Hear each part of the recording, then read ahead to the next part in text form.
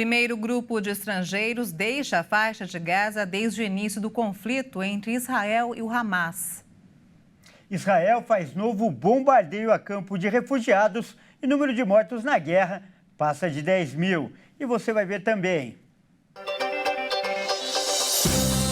Banco Central dos Estados Unidos mantém taxas de juros. Presidente Lula determina a ação das Forças Armadas nos portos e aeroportos do país. Mais de 2,5 milhões de carros vão deixar São Paulo neste feriado. E nós vamos mostrar quais são os melhores horários para viajar e dar dicas para quem vai de ônibus. E no futebol, Botafogo e Palmeiras se enfrentam hoje no Rio de Janeiro. A partida é considerada a final antecipada do Campeonato Brasileiro. Essas e outras notícias você confere agora no Jornal das 18h30.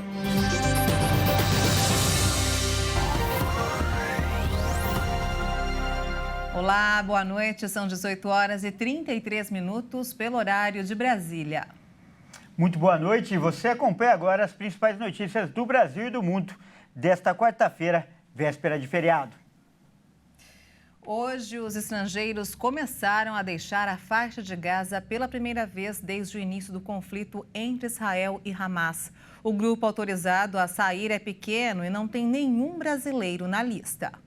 Desde as primeiras horas do dia, famílias inteiras aguardavam em frente à passagem de Rafah, na expectativa de que a fronteira fosse abrir depois de 26 dias de espera. Rafi Al-Helm carrega a filha no colo e diz que nos últimos 4 dias eles não conseguiram alimento. A criança comeu apenas um pedaço de pão. Quando os portões finalmente se abriram, uma multidão avançou para o lado egípcio, mas só pôde passar quem tinha passaporte estrangeiro de algumas nacionalidades. A lista inicial tem cerca de 500 nomes, pelo menos 320 conseguiram sair de acordo com a agência Reuters. A lista inclui cidadãos da Austrália, Áustria, Bulgária, República Tcheca, Finlândia, Indonésia, Japão e Jordânia, além de funcionários de organizações humanitárias, como Médicos Sem Fronteira e Cruz Vermelha. Os brasileiros não estavam nessa primeira lista, nem os americanos. Os feridos atravessaram a fronteira de ambulância. Com a abertura da fronteira, caminhões com ajuda humanitária também puderam entrar em Gaza, mas a quantidade de carregamentos ainda é muito menor do que a necessária. E o Ministério das Relações Exteriores do Brasil informou hoje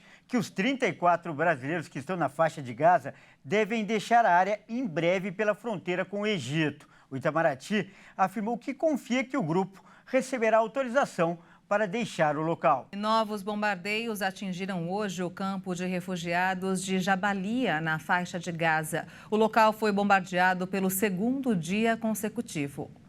Essa decisão já era esperada pelos analistas de mercado. As taxas básicas de juros estão em seus níveis mais altos em 22 anos.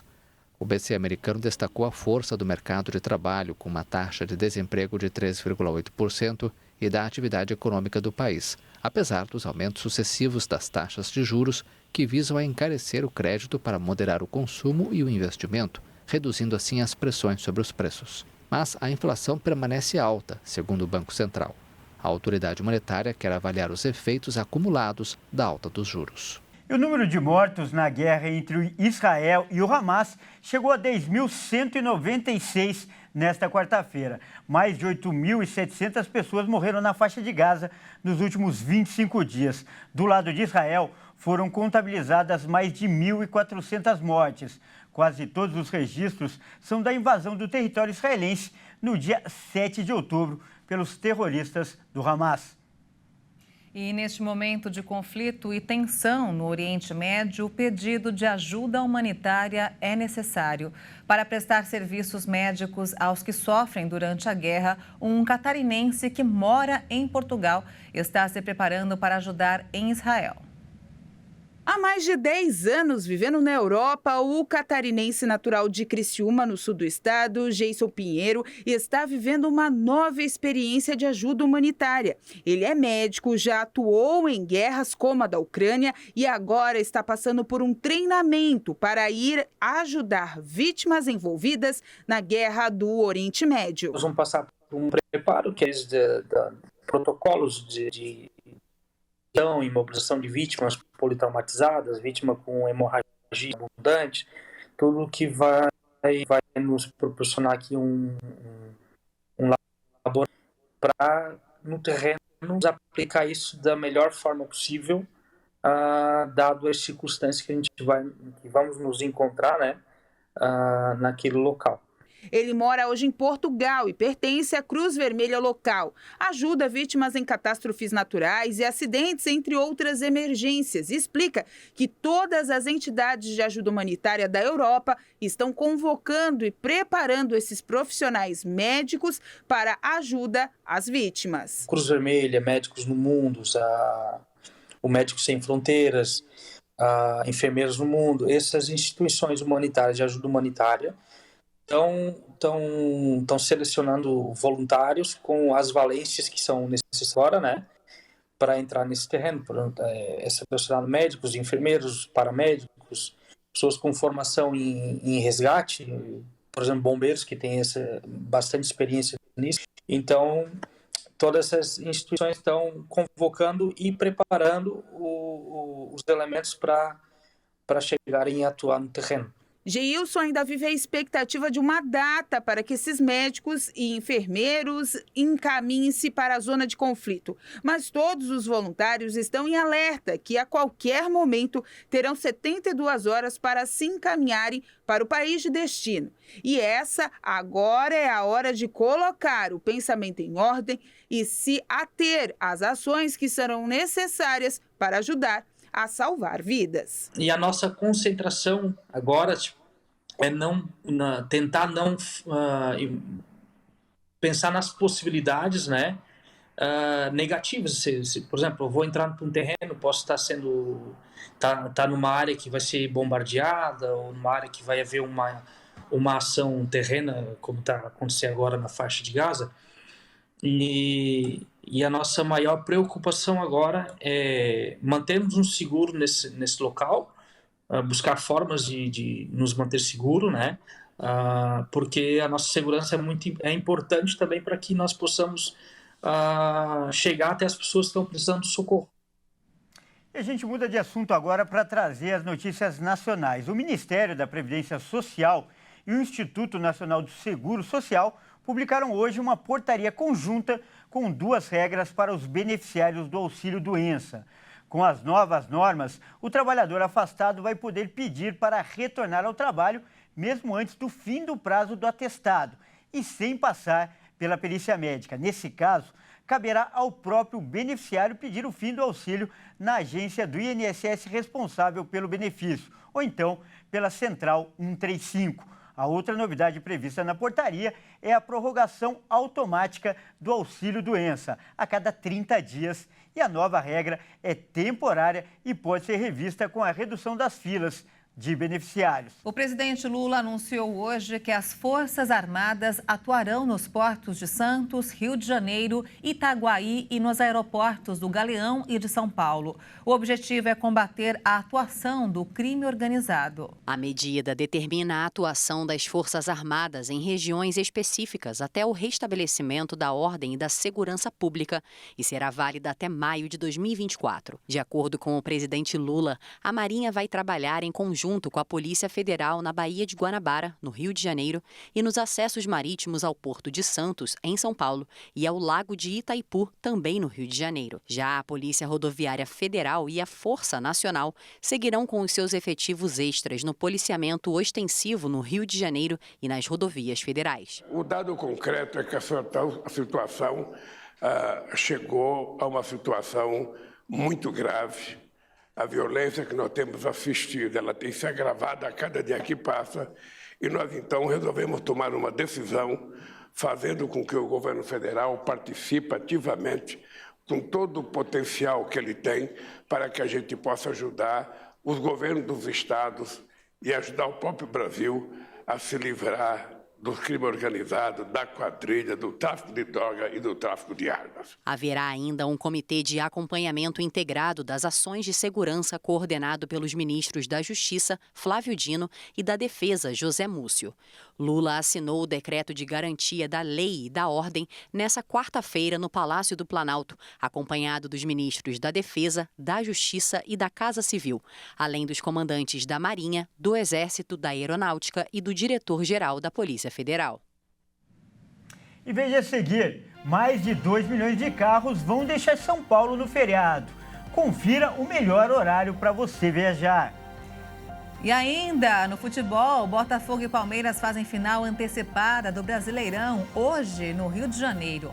Nós voltamos em instantes, até já.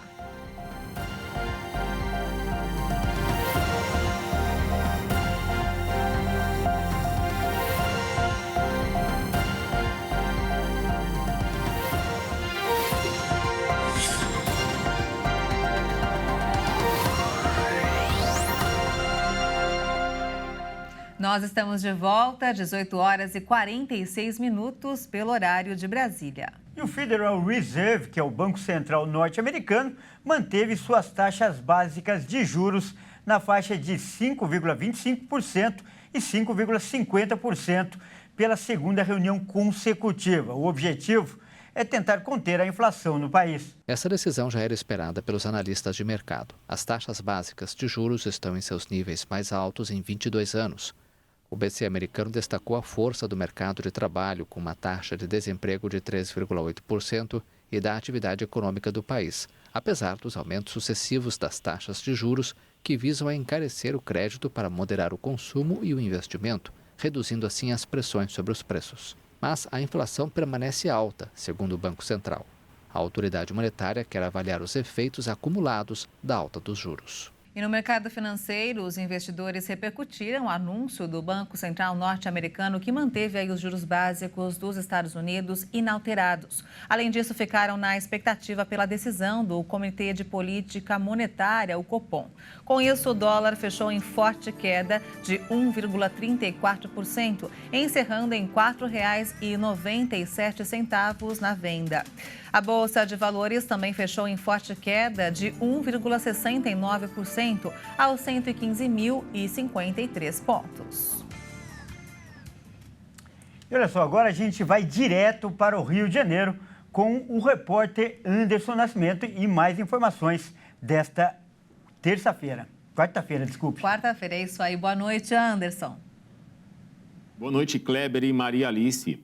Uma operação da Polícia Federal que foi iniciada ontem resultou na prisão de 10 pessoas, entre elas uma dupla criminosa formada por pai e filho, os milicianos Dalmir e Tailon, que comandavam uma milícia que atuava em Rio das Pedras, na zona oeste do Rio. Os criminosos foram cercados em uma avenida movimentada próxima a um shopping na Barra da Tijuca, na mesma região. Além da prisão dos dois, também foram presos os seguranças da dupla criminosa, que são 2 policiais militares da Ativa e um militar da Reserva do Exército. A polícia continua na busca dos demais líderes dessa organização criminosa. Para os cariocas ou quem vai visitar a cidade do Rio, nos próximos dias, a Prefeitura da cidade montou um esquema especial para o fim de semana, que será repleto de eventos. O principal deles será a final da Copa Libertadores entre Fluminense e Boca Júnior.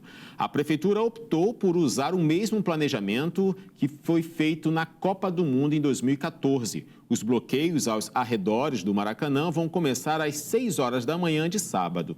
A Avenida Rei Pelé e a Praça da Bandeira serão interditadas e só vão ser liberadas 2 horas após o término do jogo. Domingo será realizada a demolição dos prédios da antiga Universidade Gama Filho, em Piedade, na Zona Norte, às 7 horas da manhã. De acordo com os moradores, a Prefeitura definiu que todas as casas em um raio de 150 metros fossem evacuadas até 1 hora antes da demolição. O retorno às residências será liberado após a checagem do local. Bom, eu fico por aqui. Amanhã desejo a você um ótimo feriado e sexta-feira eu volto com mais notícias do Rio. Até lá. Muito obrigado, Anderson, e até sexta. Obrigada, Anderson. Um excelente feriado aí para você e até sexta-feira. E olha só, uma plataforma digital de venda de passagens de ônibus registrou um aumento de 50% nos últimos feriados, na comparação com o ano passado. Somente entre novembro e dezembro são esperados 16 milhões de passageiros nas rodoviárias brasileiras. O turismo nacional tem dado sinais de aquecimento neste ano. Segundo o aplicativo ClickBus, a tendência de alta do mercado rodoviário brasileiro se deve ao valor das passagens de avião e ao aumento do conforto dos ônibus, o que faz os passageiros optarem por viajar pelas estradas e não pelo ar. Dados dessa mesma plataforma digital também revelaram que houve um aumento de 80% na compra de bilhetes de ônibus neste ano de 2023, na comparação com o mesmo período em 2019, antes da pandemia. Durante as férias no meio do ano, uma outra pesquisa do site Quero Passagem já havia identificado o crescimento de 57% na procura por passagens em relação a 2022. Segundo economistas, com a recuperação nos últimos meses do nível de renda e a queda da inflação, houve alívio no orçamento dos brasileiros e parte deles passou a fazer as malas com maior frequência, principalmente nas datas de descanso. A alta do custo do petróleo tem impactado no aumento do preço da passagem aérea. Com isso, cada vez mais pessoas estão vendo o transporte rodoviário como uma alternativa que cabe dentro do bolso e que muitas vezes torna possível as viagens a lazer ou a trabalho. Com 3 feriados agora em novembro, sendo eles Dia de Finados, Proclamação da República e Consciência Negra, além das festas de fim de ano em dezembro, a expectativa é de rodoviárias lotadas em todo o país. E as estradas paulistas devem receber mais de 2 milhões de veículos na saída para o feriado. Muita gente também vai viajar de ônibus a partir do terminal Tietê. Quem traz mais detalhes é a repórter Maria Clara Leite. Véspera de feriado e o trânsito carregado da cidade segue para as estradas. A movimentação nas rodovias de São Paulo deve ser um pouco menor apenas no final da noite desta quarta e madrugada de amanhã. Esses, então, são os melhores horários para pegar a estrada. Agora, a partir das 6 horas da manhã deste dia 2 de novembro, o fluxo já começa a aumentar e deve ficar ainda mais carregado até pelo menos umas 4 horas da tarde desta quinta-feira. Agora, para se ter informações mais precisas sobre as condições de tráfego nas rodovias paulistas em tempo real, é preciso acessar o site da concessionária que administra a via a ser utilizada. E será preciso ter bastante paciência no trânsito, porque muita gente pretende viajar nesse feriadão. Cerca de 2,5 milhões de veículos devem deixar a capital em direção ao litoral e interior de São Paulo. Enquanto muitos seguem viagem de carro, outros vão viajar de ônibus. Mais cedo, nossa equipe esteve na rodoviária do Tietê, a maior do país, onde a movimentação já era grande de manhã, como você pode acompanhar aí nas imagens. A expectativa da Socicam, a concessionária que administra a rodoviária, é que mais de 600 mil pessoas passem por lá ao longo de todo o feriado. 850 ônibus jamais serão disponibilizados para atender esse público. Eu conversei com a assessora de imprensa da Socicam, que frisou algumas recomendações importantes para quem pretende viajar de ônibus a partir do terminal Tietê. Acompanhe. A recomendação para aqueles que ainda não compraram suas passagens é adquirir pelo próprio site da Socicam ou aqui nos guichês da rodoviária com pelo menos 3 horas de antecedência. Já aqueles que já têm os seus bilhetes, o ideal é observar os limites de bagagem, que são 30 quilos no bagageiro e 5 quilos para malas de mão. Também verificar os documentos com foto, tanto do adulto quanto da criança, e chegar com pelo menos 1 hora de antecedência do horário de embarque. Ok, obrigada pela sua entrevista, Fabiana. E para mais informações, você pode acessar o site da concessionária socicam.com.br ou @Terminal Tietê Oficial no Instagram. E chegou a hora de falar de futebol no Jornal das 18h30. E olha só, o Campeonato Brasileiro está na reta final e hoje o líder e o vice-líder tem um confronto direto na luta pelo título, né, Maria? E quem traz mais informações aí, né, Kleber, é Leonardo Félix. Boa noite, Léo. Muito boa noite, Léo. Boa noite, Maria Alice Kleber. Boa noite a todos que assistem ao Jornal das 18h30. Nesta quarta-feira, 6 partidas dão sequência à 31ª rodada do Brasileirão. Ontem, o Bahia venceu o Fluminense por 1-0 e subiu para a 13ª colocação com 37 pontos, se afastando um pouco do Z4. Já o tricolor carioca segue em 8º, com 45. O Flu entrou com um time reserva, pensando na final da Copa Libertadores da América, neste sábado no Maracanã, contra o Boca Juniors.